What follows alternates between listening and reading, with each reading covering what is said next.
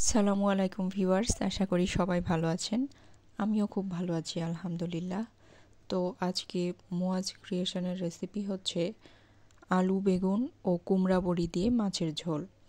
তো এই কুমড়া বড়িটা হলো শীতকালের অনেক আকর্ষণীয় একটা খাবার।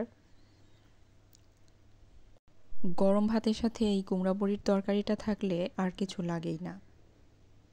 তাহলে মূল রান্নায় চলে যাচ্ছি। এখানে তেলের মধ্যে পেঁয়াজ মরিচ আগে ভেজে নিচ্ছি।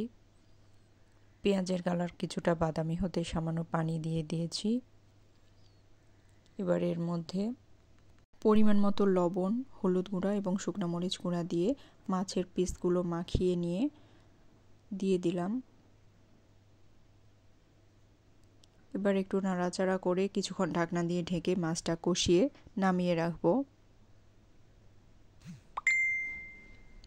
মাছ কষানো হয়ে গেছে, চুলা থেকে নামিয়ে রেখেছি।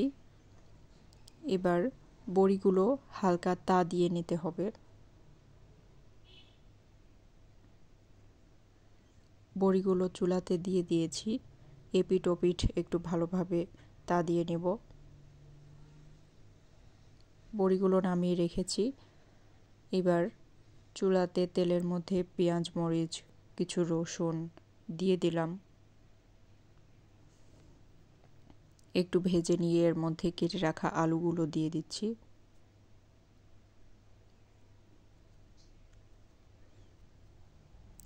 একটু নাড়াচাড়া করে এর মধ্যে লবণ, হলুদ গুঁড়া ও শুকনো মরিচ গুঁড়া দিয়ে দিব।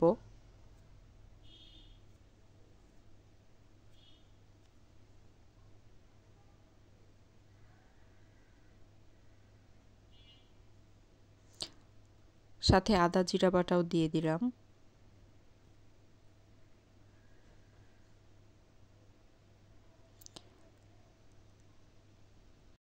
এবার ভালোভাবে নাড়াচাড়া করে মশলাগুলো আলুর সাথে মিক্স করে নিয়ে সামান্য পানি দিয়ে কিছুক্ষণের জন্য ঢেকে দেব।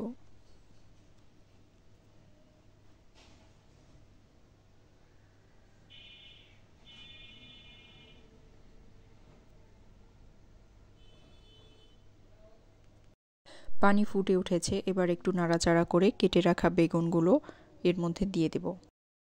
বেগুন দেওয়ার পরে ভালোভাবে নাড়াচাড়া করে আবারও ঢাকনা দিয়ে দেব। এই পর্যায়ে বেগুনগুলো ভালোভাবে সিদ্ধ হয়ে গেছে, তাই ঝোলের জন্য পরিমাণ মতো পানি দিয়ে দিলাম। এরপরে পানিটা ফুটে উঠতেই কষিয়ে রাখা মাছগুলো দিয়ে দিচ্ছি।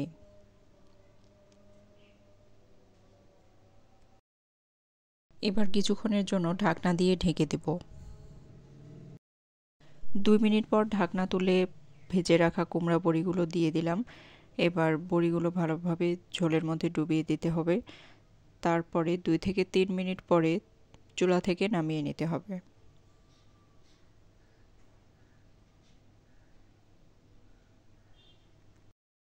রান্না শেষ, এবার পরিবেশনের পালা।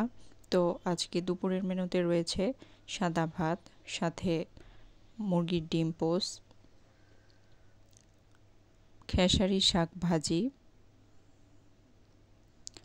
সাথে পেঁপে ভাজি রয়েছে, আর রয়েছে আজকের মূল আকর্ষণ সেই কুমড়া বড়ির তরকারি।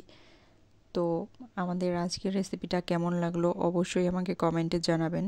আর যদি রেসিপিটা ভালো লেগে থাকে অনেক অনেক লাইক এবং শেয়ার করবেন, আর আমাদের চ্যানেলটা সাবস্ক্রাইব করে রাখবেন পরবর্তী আপডেটের জন্য। তো আজকে এখানেই চলে যাচ্ছি, সবাই ভালো থাকবেন, আল্লাহ হাফেজ।